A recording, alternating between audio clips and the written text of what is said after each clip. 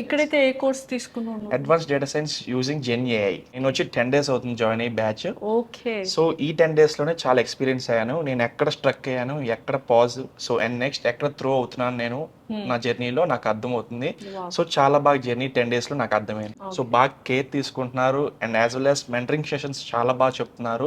Faculty కావచ్చు total 4 hours ఉంటుంది and classes వచ్చే 2 hours ఉంటుంది డేకి. సో ఈజీగా మనం ఎలాగ టాలరేట్ చేసుకోవాలి ఈజీగా మనకి అర్థమవుతుంది. ఇన్స్టిట్యూషన్ తర్వాత కూడా ఏమైనా మీకు ప్రాక్టీస్ కానీ వర్క్ షీట్స్ కానీ అలా ఇస్తున్నారా? 2 to 6 వచ్చి మెంటరింగ్ టీమ్ ఉంటుంది మ్యామ్. సో ఫ్యాకల్టీస్ మారుతూ ఉంటారు, ఎనీ డౌట్స్ ఉన్నా ఎక్స్ప్లెనేషన్ చేస్తారు. సో డైలీ టాస్క్స్ అనేది మాకు ఎల్ఎంఎస్లో యాక్సెస్ ఉంటుంది, క్విజెస్ పెడతా ఉంటారు, వీక్లీ అసైన్మెంట్స్ ఉంటాయి. సో అవి మేము కంప్లీట్ చేసుకోవాలి. దానిలో వచ్చే స్కోర్ బట్టి లెటర్ బోర్డ్ అనే పొజిషన్ ఉంటుంది మాకు. ఓకే.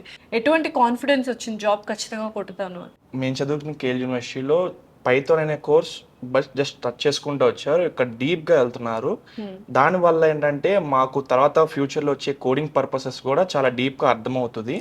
సో ఈజీగా మేము దాని జాబ్ని మేము ఎలాగైనా క్రాక్ చేయగలం, ఈజీగా మంచి ప్యాకేజ్లో మంచిగా సెటిల్ అవ్వం.